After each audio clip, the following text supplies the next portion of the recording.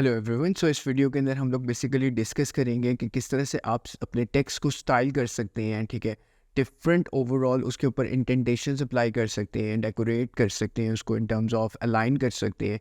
So again Google काफ़ी इन चीज़ों को नोट करता है, आपकी स्पेसिंग को, आपकी अगेन लाइन हाइट्स को, क्योंकि अगेन एक रीडर ने रीड करना होता है आपका टेक्स्ट और काफ़ी मेजर एक एलिमेंट होता है आपकी वेबसाइट के ऊपर। सो चलते हैं स्क्रीन की तरफ और इसका प्रैक्टिकल परफॉर्म करते हैं।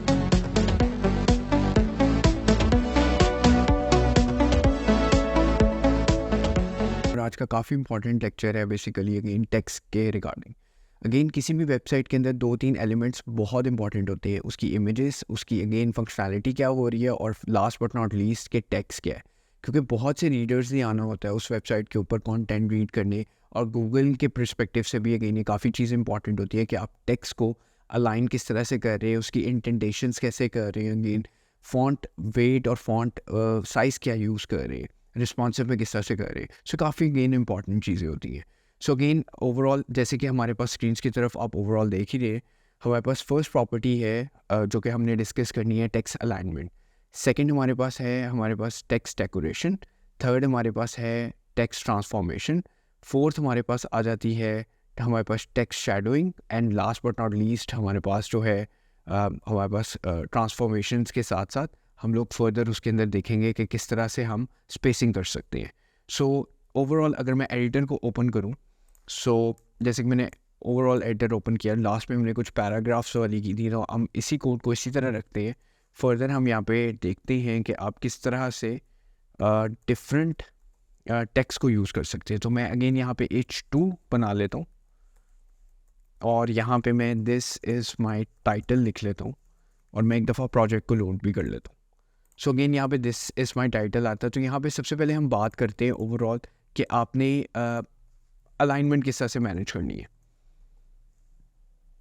तो यहाँ पे टेक्स्ट अलाइनमेंट नाम की एक हमारे पास प्रॉपर्टी है जिसके अंदर काफ़ी ज़्यादा हमारे पास प्रॉपर्टीज़ आती हैं। सेंटर है, एंड है, जस्टिफाई है, लेफ़्ट है, राइट है, स्टार्ट है। So again bye default again justify या फिर लेफ़्ट, कोई भी टेक्स्ट अगर आप स्टार्ट करते हैं इंग्लिश अगर वो RTLs नहीं हुए होते, RTLs मीन्स के आप उसकी जो लाइक अलाइनमेंट्स हैं आप उसकी राइट से स्टार्ट कर रहे हैं, या उर्दू या फिर हिंदी के लिए आप राइट से स्टार्ट कर रहे हैं। अगर इस तरह से नहीं है और वो इंग्लिश टेक्स्ट है तो वो बाय डिफ़ॉल्ट टेक्स्ट अलाइन जो हुआ होता है वो लाइक जस्टिफाई हुआ होता है, यानी कि लेफ़्ट से स्टार्ट होता है, या फिर लेफ़्ट इटसेल्फ प्रॉपर्टी सेट हुई होती है, डिफ़ॉल्ट सेट ब्राउज़र की जो होती है। आप इसको अगेन अगर हम लेफ़्ट पे रखें और एक दफ़ा मैं आपको दिखाऊं, सो यहाँ पे अगर आप ओवरऑल देखें और सिंपली टेक्स्ट लेफ़्ट पे ही है जैसे कि बाय डिफ़ॉल्ट आ रहा है। लेकिन अगर हम इसको टेक्स्ट राइट करते और सेव करें तो टेक्स्ट हमारा राइट पे चला गया। सो अगेन फर्दर हम इसको अगर सेंटर में करें, सो जैसे कि आप देख रहे हैं टेक्स्ट हमारा सेंटर में आ रहा है। सो प्रॉपर्टीज़ जैसे जैसे हम अप्लाई कर रहे हैं वैसे वैसे हमारा टेक्स्ट मूव भी कर रहा है। सो अगेन आपने डिपेंड करता है कि आप उसकी इंटेंटेशंस क्या रखते हैं, उसकी अलाइनमेंट्स क्या रखते हैं। फर्दर काफ़ी हेल्पफुल वेबसाइट है, मैं आपको उसका रेफरेंस दे देता हूँ, W3 स्कूल, मैं डिस्क्रिप्शन में भी ये ऐड कर दूँगा। अगर हम इसमें बात करें तो स्पेसिफिकली CSS टेक्स्ट के बारे में, जैसे कि मैंने आपको बताया हमारे पास अलाइनमेंट है, decoration, transformation, spacing and further shadows. So अगर हम यहाँ पे बात करें टेक्स्ट के अलाइनमेंट की, कलर हम ऑलरेडी डिस्कस कर चुके हैं। सो अलाइनमेंट के अंदर हमारे पास लेफ़्ट, राइट और हमारे पास सेंटर आ जाती है। अगेन जस्टिफाई का मैं आपको ऑलरेडी एक्सप्लेन कर चुका हूँ। सो ये सारे एलिमेंट्स हैं जो अगेन काफ़ी हेल्पफुल होते हैं। जैसे कि आप यहाँ पे भी देखें टेक्स्ट अलाइन लास्ट राइट, ठीक है। सो हमारे पास जो है text align last right properties यहाँ पे यूज़ हो रही हैं, कुछ सेंटर अलाइन हो रही है, कुछ जस्टिफाई हो रही है। जैसे कि मैंने आपको बताया कि जस्टिफाई टोटली जस्टिफाई करेगा प्रॉपरली। और हमारे पास अगेन यहाँ पे भी अगर आप बात करें कि पैराग्राफ के अंदर जो कि हमारे पास टेक्स्ट दिया हुआ है, यहाँ पे हमने क्लासेस के थ्रू कंट्रोल किया हुआ है। सो अगर हम यहाँ पे राइट के थ्रू करें कि हम कह रहे हैं कि टेक्स्ट अलाइन कर दो लास्ट से राइट से, सो अगेन वो फर्स्ट जो उसकी लाइन है पैराग्राफ की, जैसे कि एक पैराग्राफ 2-3 लाइन्स के ऊपर होता है, तो ओवरऑल पैराग्राफ स्टार्ट तो हो रहा है लेकिन जो लास्ट उसकी लाइन होगी वो प्रॉबली राइट पे अलाइन हो रहा होगा, यानी कि लेफ्ट से स्पेस दे रहा होगा, राइट पे अलाइन हो रहा होगा। तो इस तरह की भी एडवांस आप CSS को यूज़ कर सकते हैं। सो हम इसकी एग्जांपल भी कर सकते हैं, इफ़ यू वांट तो हम उसको भी कर सकते हैं। हम ले ही लेते हैं एक एग्जांपल और उसमें हम पैराग्राफ ले लेंगे सिंपली। सो हमें फर्दर यहाँ पे सिर्फ एक पैराग्राफ लेना है और हम पैराग्राफ भी अगेन ये वाला ले लेते हैं, सेकंड पैराग्राफ। इसको हम डायरेक्ट उसमें कुछ देंगे नहीं और हम यहाँ पे एक CSS प्रॉपर्टी कॉपी कर रहे हैं।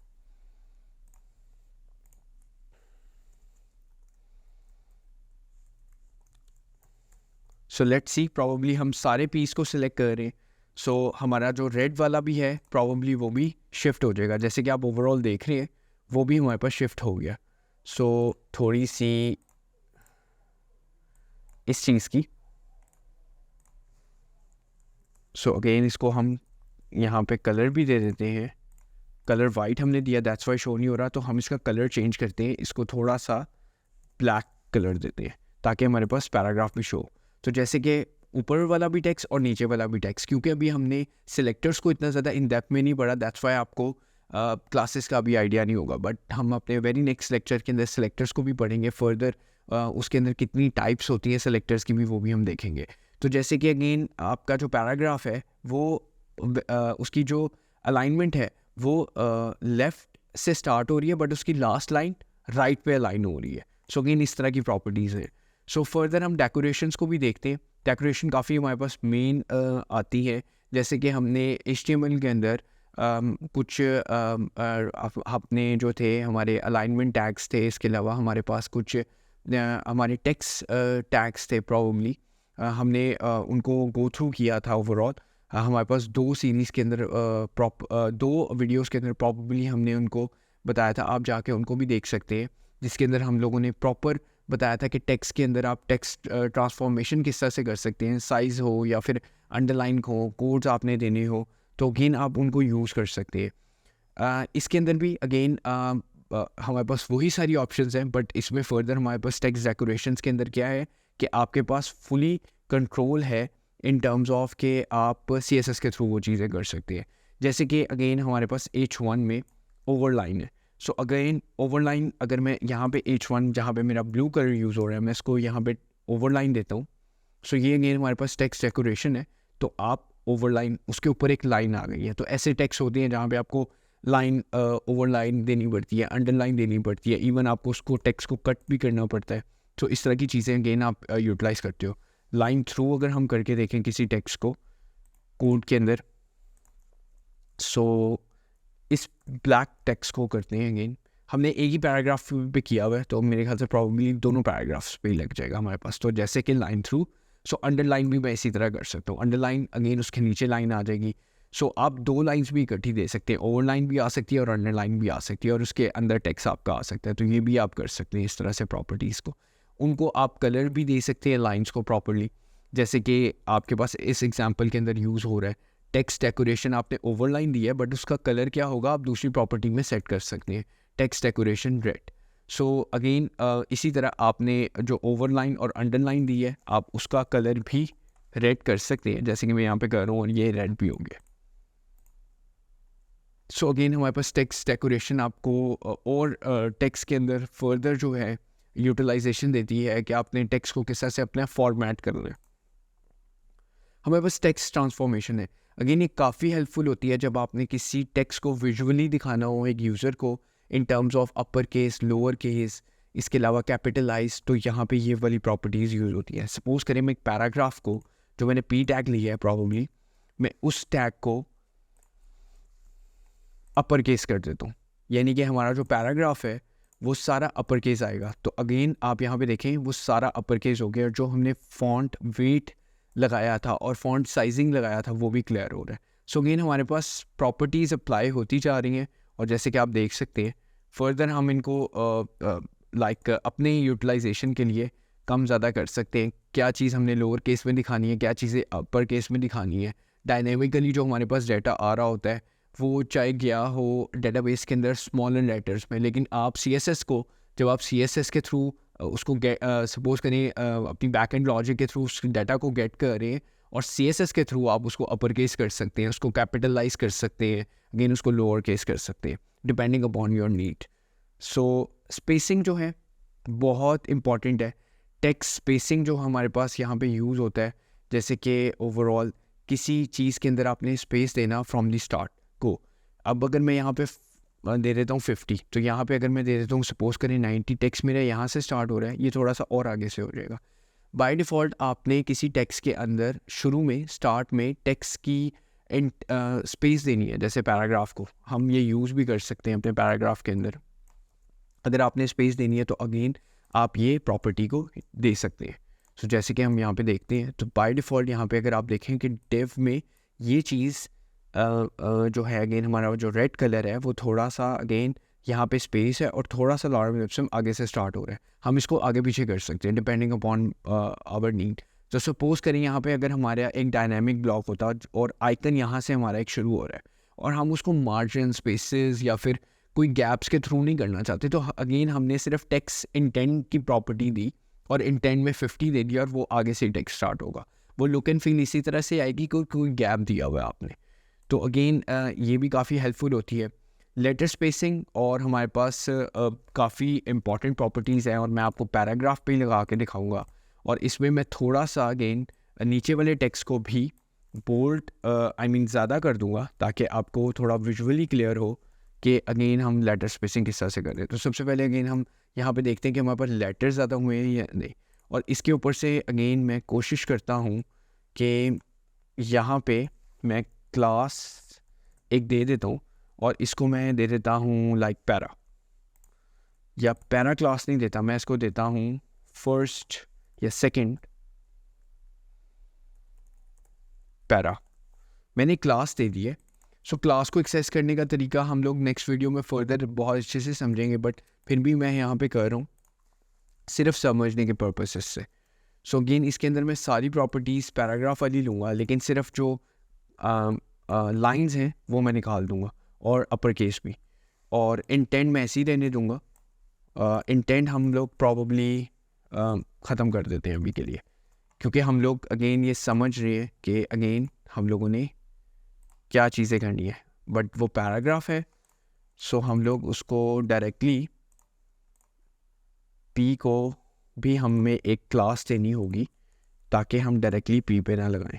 सो ये फर्स्ट पैरा हम दे देंगे इसको, और यहाँ पे हम अपने जो पी टैग को है प्रॉबली एक क्लास असाइन कर रही है ताकि फर्स्ट पैरा के लिए ये सेट ऑफ कोड चले और सेकंड पैरा के लिए ये सेट ऑफ कोड चले। सो अगेन यहाँ पे अगर आप देखें, सो क्लासेस जैसी मैंने दी है, फर्स्ट पैरा के लिए जो मेरा कोड था वो उसी तरह ही चलता रहा जो मेरी, क्योंकि मैंने उसमें प्रॉपर्टीज़ नहीं चेंज की। लेकिन सेकंड पैरा में क्योंकि मैंने सिर्फ कलर ब्लैक ही दिया हुआ तो वो नीटन अप हो गया और 3-4 लाइनों में मुझे नज़र आ रहा है। अब यहाँ पे बात आती है कि हम लेटर स्पेसिंग क्या कर सकते हैं, लेटर स्पेसिंग से क्या कर सकते हैं जो कि स्पेसेस है। सो अगेन मैं यहाँ पे लेटर स्पेसिंग देता हूँ 10। लेटर के अंदर स्पेसिंग देना ओवरऑल सो किस तरह से है कि अगर आप यहाँ पे देखें कि अगर आपका फ़ॉन्ट बहुत लाइक कोई इस तरह की फ़ॉन्ट फैमिली चूज़ कर लेते हैं जो कि अगेन थोड़ी सी जॉइनिंग राइटिंग्स में आ रही हैं और उसमें आपको स्पेसिंग प्रोवाइड करना है, तो लेटर में आप स्पेसिंग किस तरह से दे सकते हैं। ये तो मैंने बहुत ज़्यादा दे दी है, बट इवेंचुअली आप अगर इसको 2 करें, ठीक है, सो अगेन ये थोड़ा सा पास आ गई है, आप इसको माइनस में भी दे सकते हैं। सो अगेन मैं यहाँ पे -2px देता हूँ और लेट्स सी देखते हैं कि हम यहाँ पे क्या है। तो अगेन ये बहुत ज़्यादा जॉइन कर रहा है इसके साथ, तो अगेन हम यहाँ पे 1 - 1 दे के देखते हैं। सो थोड़ा सा ये अगेन ऊपर वाले फॉन्ट से नीचे वाले फॉन्ट, तो अगर मैं अगेन एक और क्लास बनाऊँ और डिफरेंस हम लोगों को नोट करना है कि फर्स्ट पैराग्राफ में और सेकंड पैराग्राफ और थर्ड पैराग्राफ में क्या फ़र्क है।